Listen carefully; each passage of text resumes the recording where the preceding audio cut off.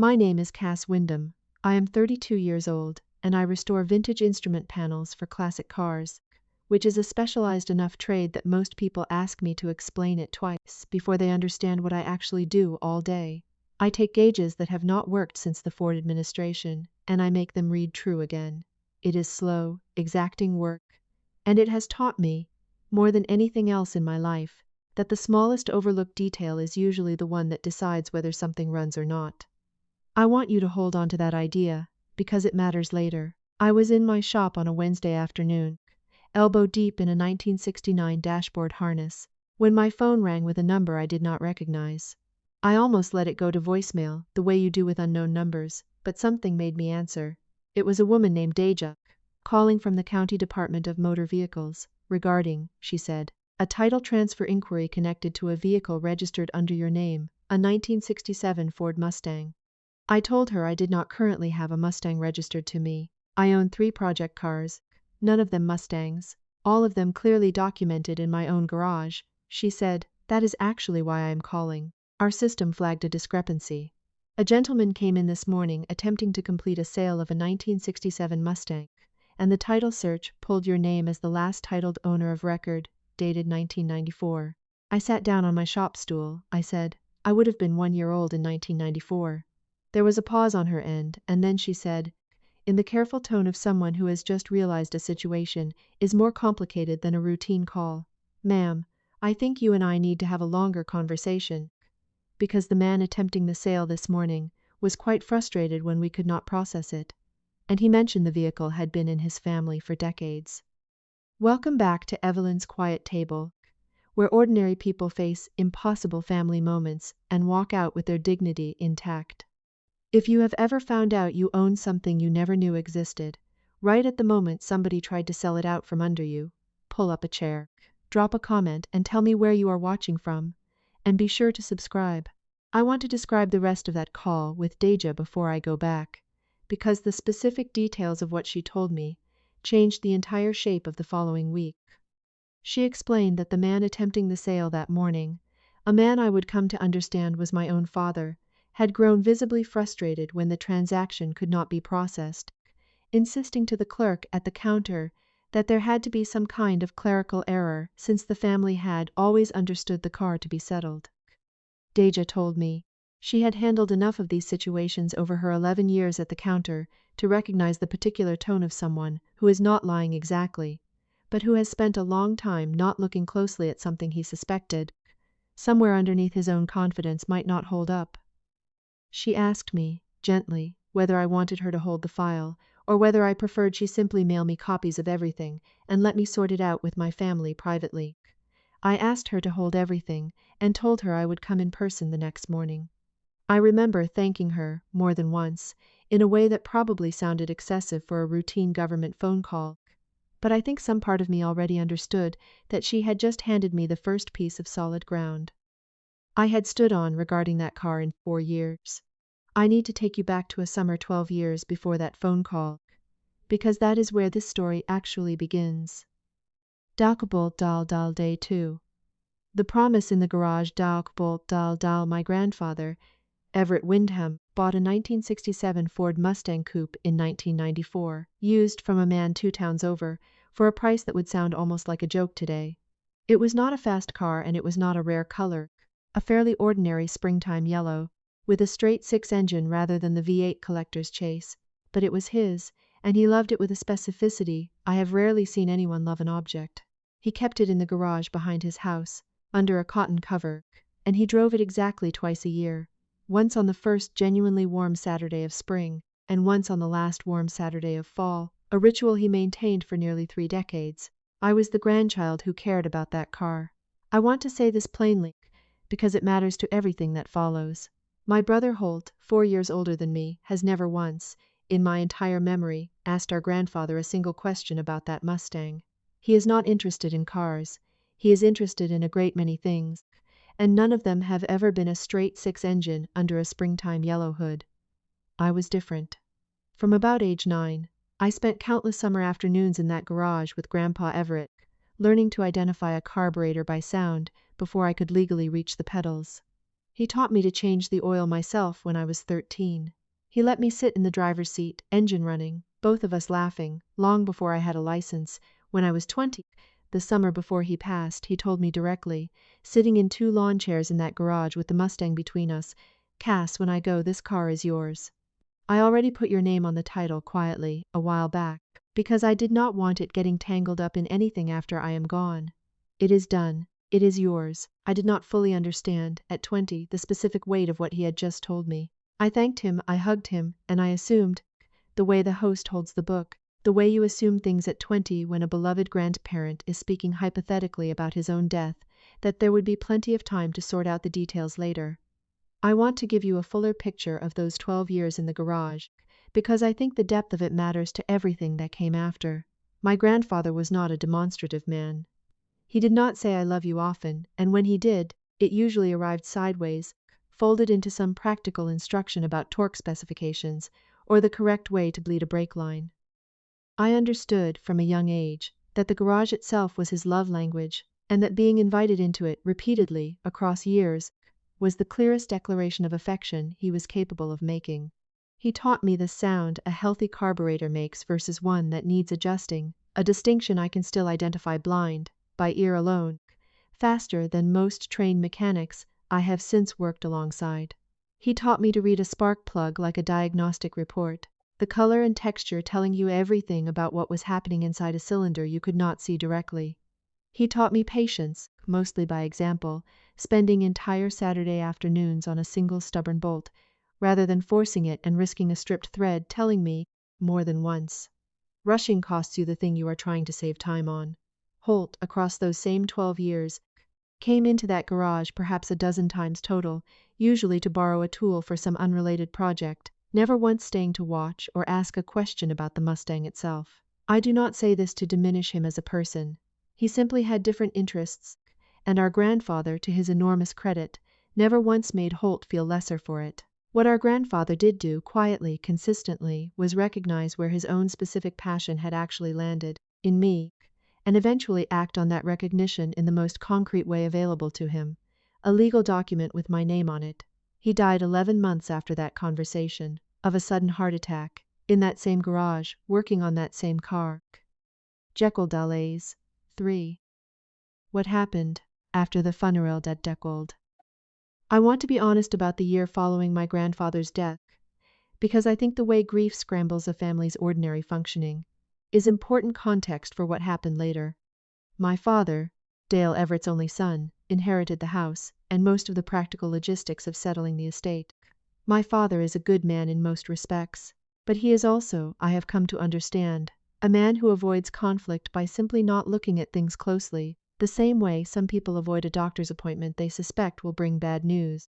The Mustang sat in the garage, under its cover, untouched, for almost a year. Nobody discussed it, including me, because grief has its own strange gravity, and the car felt for a long time less like an asset to sort out and more like a shrine. None of us wanted to disturb. About 14 months after the funeral, my father mentioned, at a family dinner, almost in passing, that he was thinking about giving the Mustang to Holt, since Holt's been wanting a project car for his garage, and it is just sitting there otherwise. I remember the exact feeling of that sentence landing. It was not rage, not yet. It was a kind of stunned confusion, because I distinctly remembered my grandfather telling me the car was already mine, on paper, and yet here was my father discussing giving it away as though it were simply an undesignated family object, waiting for whichever sibling expressed interest first. I said carefully, "Dad, I thought Grandpa put the title in my name years ago." My father looked genuinely confused. He said, "I do not think that is right, sweetheart. I have never seen any paperwork like that." "I think you might be misremembering something," he said. I did not push it further that night, and I want to be honest about why. Grief had left me exhausted in a way that made confrontation feel impossible, and some part of me, hearing my father's confident dismissal, actually began to doubt my own memory. Maybe I had misunderstood. Maybe it had been a wish, not a completed action. Grandpa had after all been talking to me in a lawn chair, not handing me a folder of documents. I want to describe the morning Holt took the car, because I have never told anyone the specific details of it, and I think they matter. My father asked me to come help load it, framing the request as a normal family task, the kind of thing siblings simply do for each other? I said yes, because refusing would have required an explanation I was not yet ready to give, and because some smaller, more painful part of me wanted to see it one last time before it left, the way you sometimes want to attend a goodbye. You know you should be arguing against. I stood in that driveway on a cold Saturday morning in October, watching my father guide Holt's truck and trailer into position, and I found myself doing something strange. I ran my hand along the springtime yellow fender, quietly, while Holt was occupied checking the trailer straps, and I felt the same small dent near the rear wheel well that had always been there. The one Grandpa told me came from a hailstorm in 2003 that he refused to have fixed because, he said, a car that has never been through anything has not lived yet. Holt did not touch the car that morning beyond guiding it up the ramp. He did not ask about the dent, or the specific sound the engine made at idle, or any of the small particular details that had made that machine, to me, something closer to a living thing than an object. He simply supervised its transport the way you would supervise the delivery of a piece of furniture. Holt took the Mustang 2 weeks later. My father helped him load it onto a trailer, and I stood in the driveway and watched a piece of my grandfather's life, and what I had believed for a year was legally mine, get driven away by a brother who, to my knowledge, had never once asked our grandfather a single question about how the carburetor worked. If you have ever been told you were misremembering something you knew, with total certainty, to be true, stay with me. What happened 4 years later, in a DMV office, is the reason I stopped doubting myself for good. Dakvilt dan I 4 years of silver. I did not fight for the car at the time, and I have spent a fair amount of time since examining why.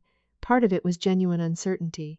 Without documentation in hand, I could not prove what my grandfather had told me, and I was reasonable enough to understand that a memory of a conversation in a garage does not constitute a legal claim.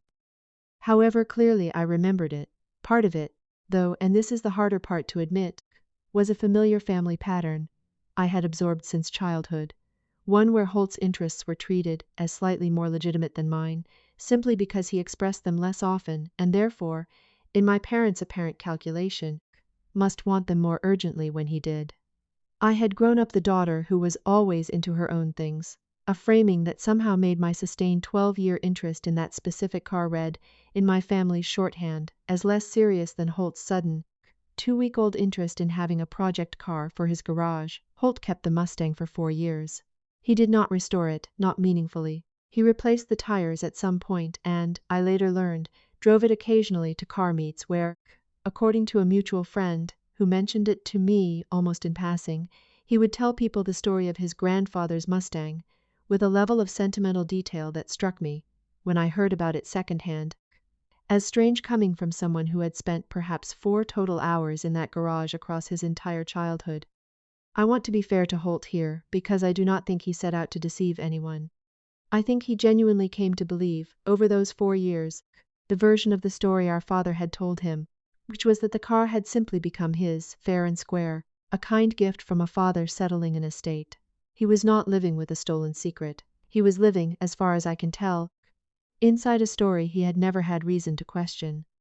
I want to describe the mechanics of my own doubt during those 4 years, because I think it is a more universal experience than people realize.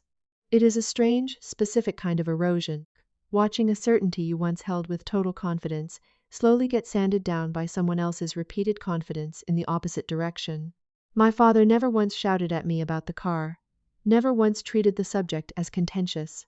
He simply calmly, repeatedly, expressed certainty that I had misunderstood something, and I found over time that his calm repetition did more damage to my own conviction than any argument could have. There is a particular vulnerability in being the person who remembers something correctly but cannot yet prove it.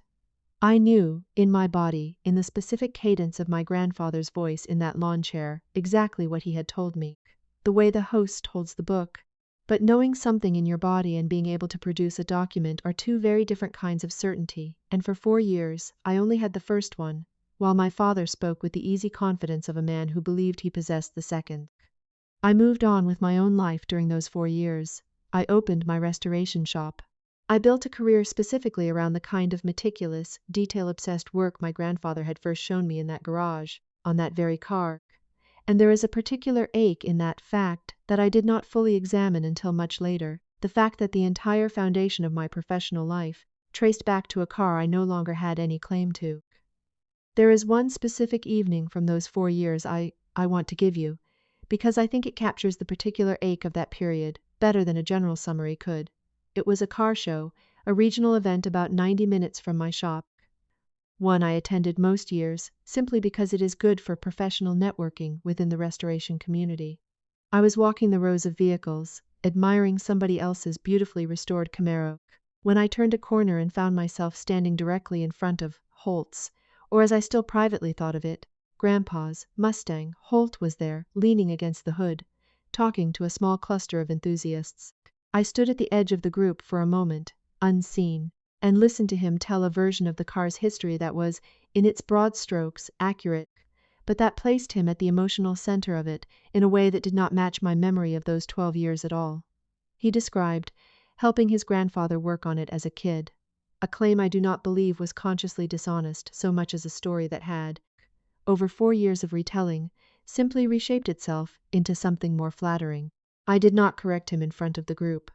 I left the show shortly after, without saying hello, and I sat in my car in the parking lot for a while before driving home, feeling a specific, quiet grief I did not yet have words for, the grief of watching your own history get quietly rewritten by someone who genuinely does not realize they are doing it.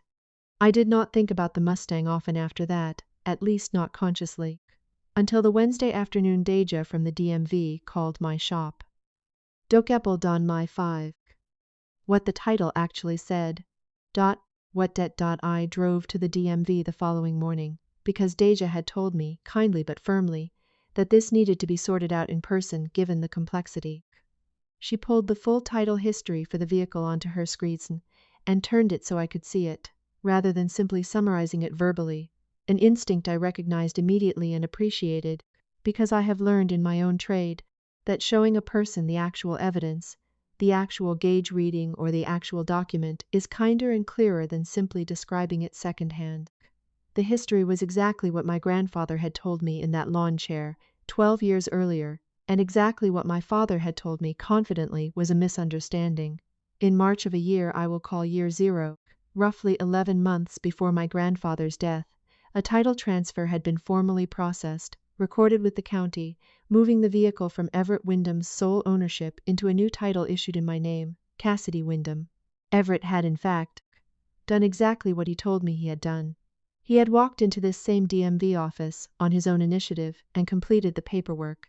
I asked Deja how this had gone unnoticed for 4 years, particularly through an entire transfer to Holt that never should have been possible if the title was correctly in my name. She explained something that I think is genuinely useful for anyone in a similar situation, because it reveals a gap in how these systems sometimes actually function versus how people assume they function. She said that when my father had facilitated the transfer to Holt 4 years earlier, he had done so using an older paper title he still had in his possession from Everett's original 1994 purchase, one that had apparently never been surrendered or updated after the 2013 transfer to me. Some county DMV systems, particularly for older vehicles processed before certain digital title tracking upgrades, can, in specific circumstances, process a transfer based on a physical paper title presented in person without automatically cross-referencing every prior digital record, especially if the paperwork appears complete, and the family relationship is not in dispute. In plain terms, my father had an old piece of paper that said the car was Everett's, and he used it to give the car to Holt, genuinely unaware, or at least genuinely telling himself he was unaware, that a newer piece of paper existed that said the car was mine. I asked Deja one more question before we moved on, because it had been sitting in my chest since she first pulled up the record. I asked her whether it was common, in her experience, for a family member to use an outdated document specifically because it produced the outcome they preferred. She considered the question carefully before answering, the way a professional does when she wants to be honest without overstepping into speculation about a specific family's motives. She said, "I cannot speak to intent in your particular case. What I can tell you is that we see outdated paper titles surface in family transfers more often than you might expect, and in my experience, it is rarely because the newer document was truly lost. It is more often because somebody in the family already knew what the newer document said, and preferred not to have that conversation. I asked Deja directly whether that meant the transfer to Holt had ever been legally valid at all. She was careful in her answer, the way government employees are trained to be careful about anything resembling legal advice, but she said, "Based on what I am seeing in our records, the vehicle was already titled to you at the time that transfer was processed. That would mean the person facilitating a subsequent transfer did not have legal ownership to convey. I would strongly recommend you speak with an attorney about how to formally correct our records and address the situation with the current possessor. If you have ever been told, confidently, that you were wrong about something you actually had documentation for, subscribe and stay with me, because what happened when I called my father that afternoon is the part of this story that still surprises me most." Japogoldai 6.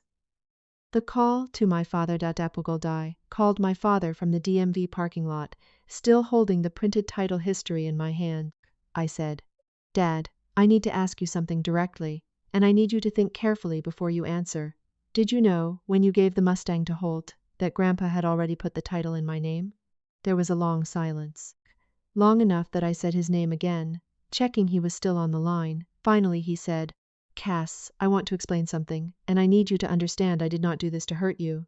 I said, "Okay." He said, "About a year after your grandfather died, I was going through his desk, and I found paperwork for a title transfer, dated the year before he passed.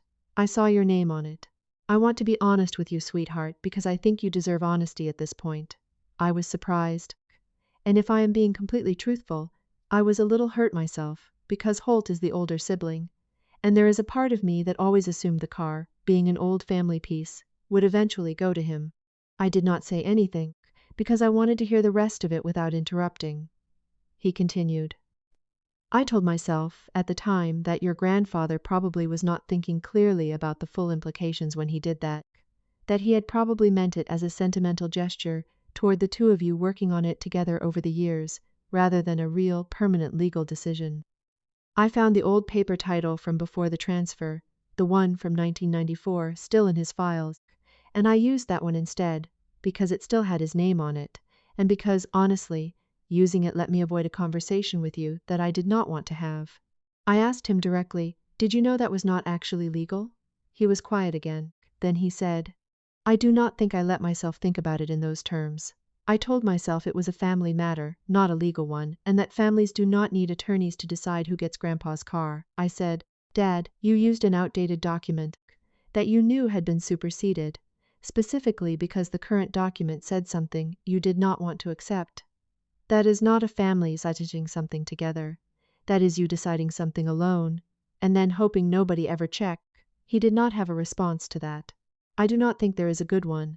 I want to sit with this exchange a moment longer, because I think it is the clearest window into a pattern I have watched my whole life without ever having language for it before that phone call.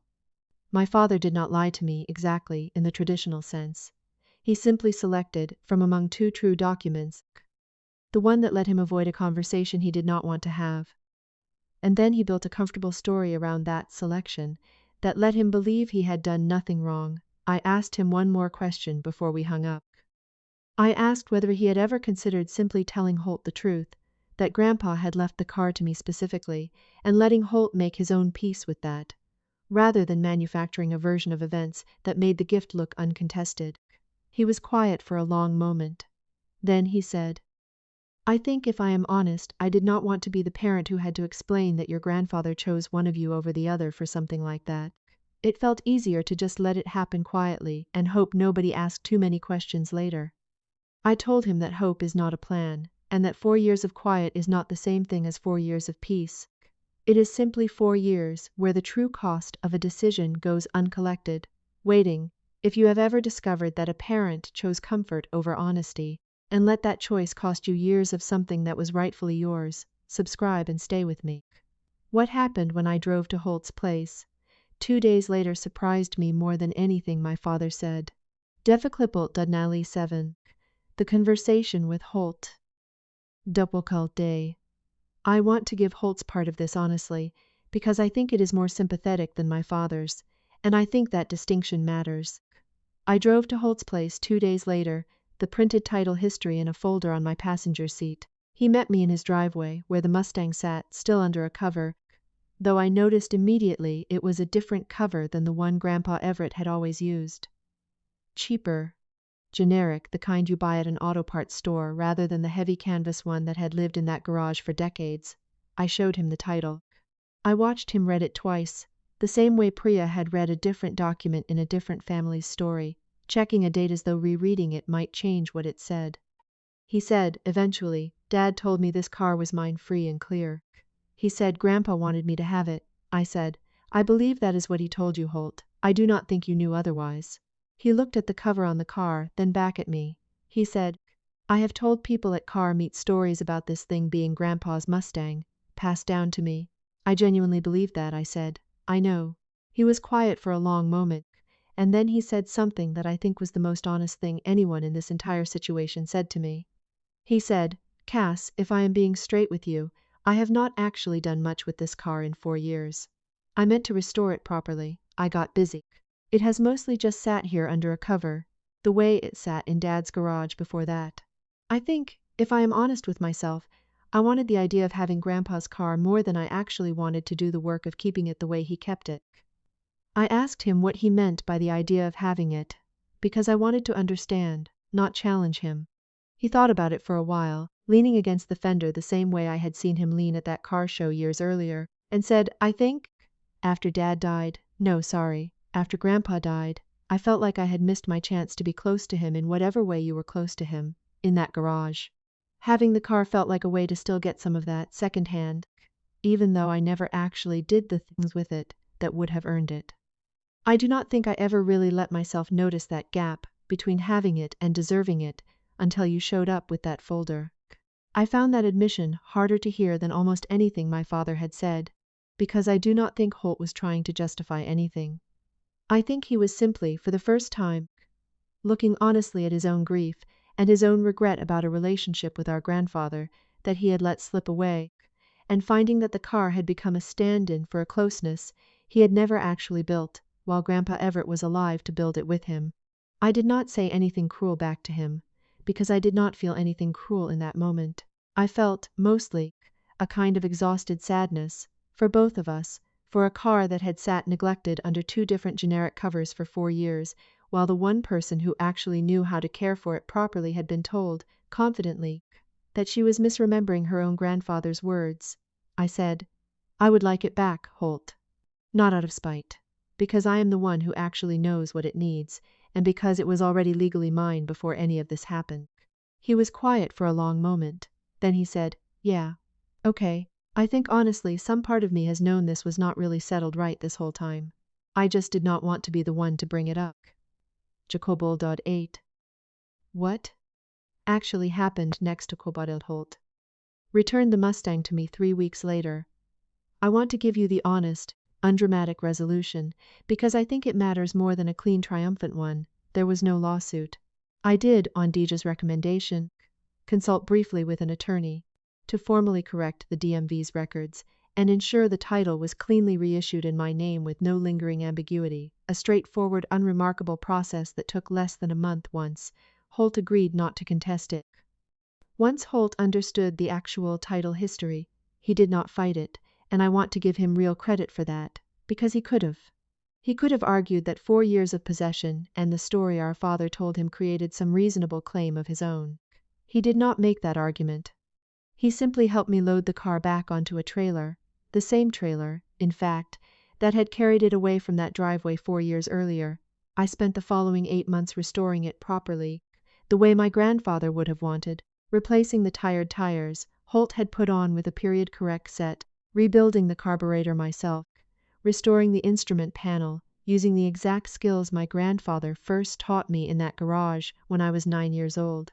There is something I cannot fully put into words about doing that specific work on that specific car, using hands he taught to move that way, on the machine he loved twice a year for 3 decades.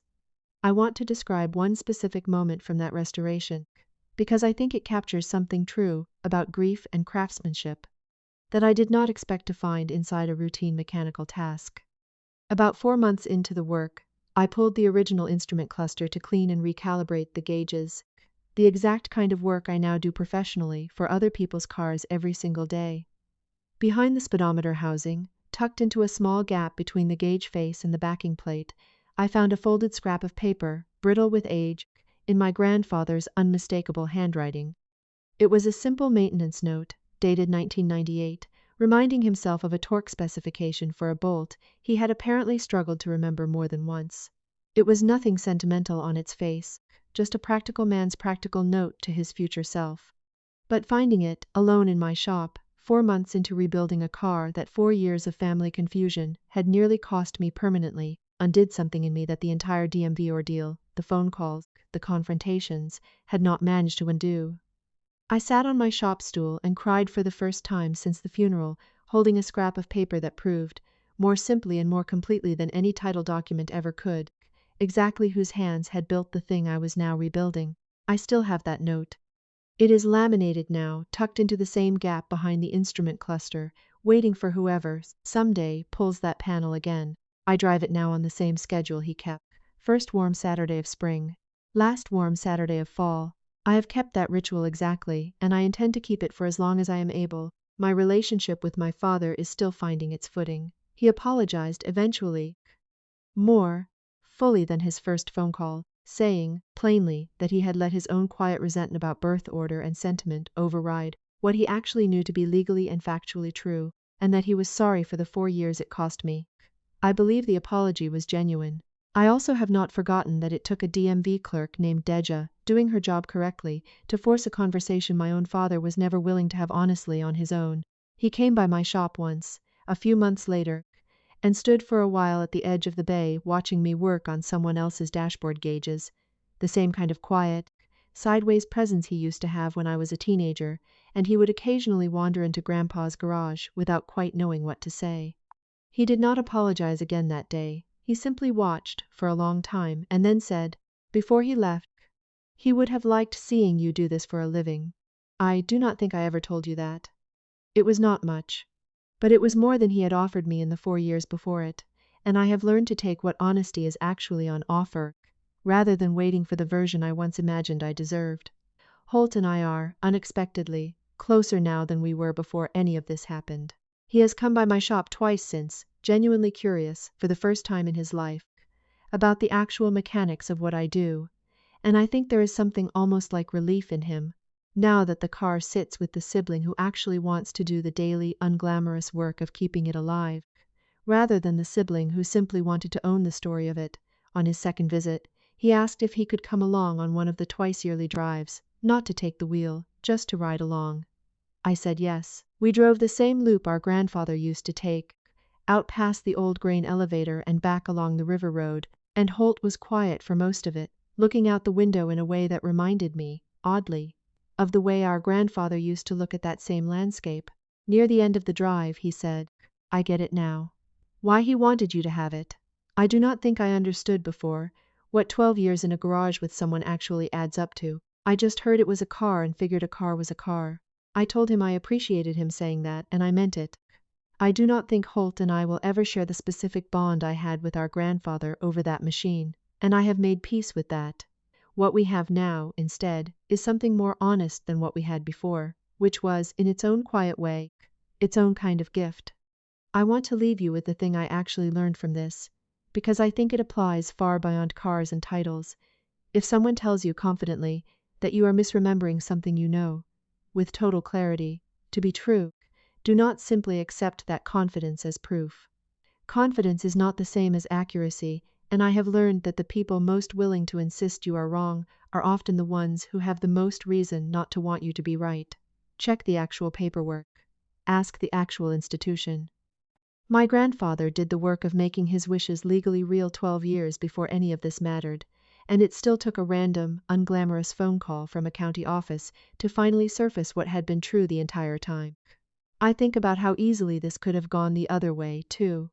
If Holt had attempted that sale a week earlier, or a week later, if Deja had not happened to notice the discrepancy, or had simply processed the transfer without flagging the mismatch at all, the Mustang could have vanished into a stranger's garage with no trace back to me whatsoever, and I would likely have gone the rest of my life believing, quietly and with growing certainty as the years passed, that I had simply misunderstood a kind old man's affectionate but ultimately informal wish. The only thing standing between that version of my life and the one I actually have is a single conscientious clerk doing her job correctly on an ordinary Wednesday. That is a genuinely uncomfortable thing to sit with. How much of what we believe we are owed, what we believe is rightfully ours, can rest on something as fragile as whether one government employee happens to notice one discrepancy on one otherwise ordinary afternoon. I do not have a tidy answer for that discomfort. I only have the practical lesson it left me with, which is to never again assume that a verbal promise, however sincerely meant, is the same thing as a completed legal act, and to check formally in writing whenever something that matters to you is at stake. That is my story. One springtime yellow Mustang, one quiet title transfer completed a year before he died, a folded maintenance note found behind a gauge cluster 4 months into a restoration, and a phone call from a DMV clerk who noticed a discrepancy that 4 years of confident family retelling had managed to bury. If you have ever been told you were wrong about something you knew, in your bones, to be true, hear me. Go find the actual document. The truth does not need your family's permission to already be sitting in a file somewhere, waiting for someone to finally pull it up. Sometimes it takes a stranger doing an ordinary job, on an ordinary Wednesday, to finally hand it to you. Share this with someone who needs to hear it tonight. Drop a comment, hit subscribe, and I will see you at the table.